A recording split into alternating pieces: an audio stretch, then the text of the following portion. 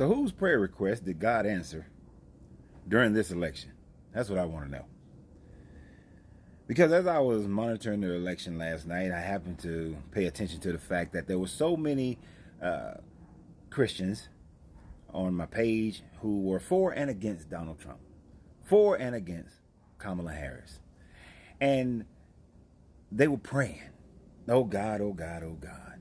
I pray, I pray, I pray. I claim, I claim, I claim, I proclaim, I proclaim. God has told me, is all I was seeing. And at the end of the day, it looks like those who prayed for Trump prayed a little bit harder, or that God answered those calls and didn't answer the other people's calls. So I stayed up to about 2 in the morning Central Time Zone. And then I scrolled along Facebook again and other social media platforms. What to see? Oh, I always remember, for those who was, praying for Kamala Harris to win, oh, well, just remember God is on the throne. It don't matter who won. It's all because God is on the throne. He is always in control. All the excuses start going through. And then for the other side, it was a whole bunch of, God has answered the call. God saved him for this purpose, for this cause. And, God has shown that he wants America to come back to him, and so on and so forth.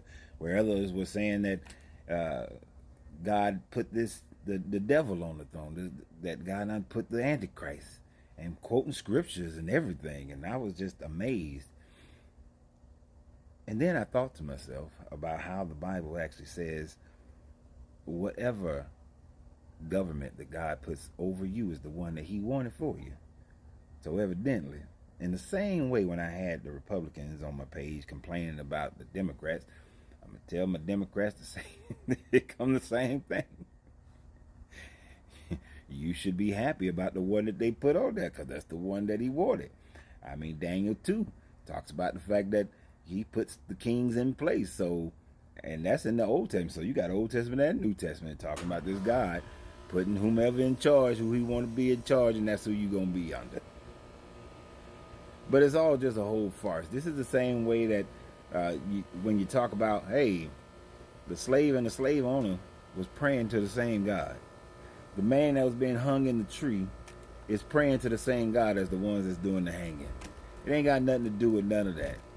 This is why the belief in these gods having this interference in our lives is such a farce, because these deities don't have anything to do with what happens. You want to know why Donald Trump won the presidential election? Just look at the big jump that he made in the Latino vote. He only got a 3% increase in the black vote. But as far as the Latino vote, he got a big jump, like a 12-15% jump in the Latino vote. He got more of the disenfranchised men to vote for him. That's the reason why he won. He ran a better campaign. It's cause and effect. It ain't got nothing to do with some God. There are a lot of men who didn't want a woman to be president in America. They ain't ready for that, even though a third of the planet got women in politics. And I'm not saying it should have go either way. What I'm saying is there are reasons he got more votes. There you go. He got more votes in the states that mattered. I mean, all states matter, but you know what I'm saying. There you go. That's your reason. That's the cause and effect of it all. And when we realize that, then we become greater, and we know that there is no deity that's playing around with your life and maneuvering your life. So for all my people now transitioning, for all my people who are deconstructing or has deconstructed, your political views lean left or right, I don't really care.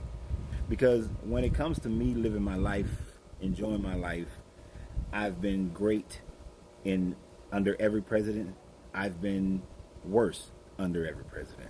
So I came to realize that it doesn't really matter as far as my independent life as to which person is going to be president.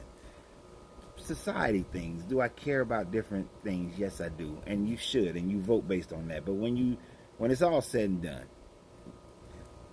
my kingdom is right here. I'm going to live within my kingdom. I'm going to make money. I'm not going to make money. I'm going to have better health. I'm not going to have better health. All those are decisions that I make.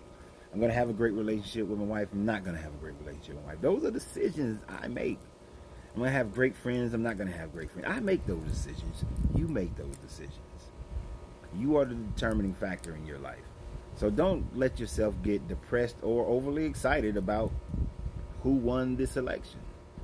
Because just like you determine that there is no God entity out there that's Geppettoing your life, the government doesn't really Geppetto most people's lives and most of the things that you do in your daily life.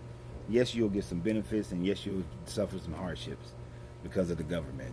But for the most part, how you navigate through the different changes, because change is a constant of the universe, that's what's going to matter the most in your life.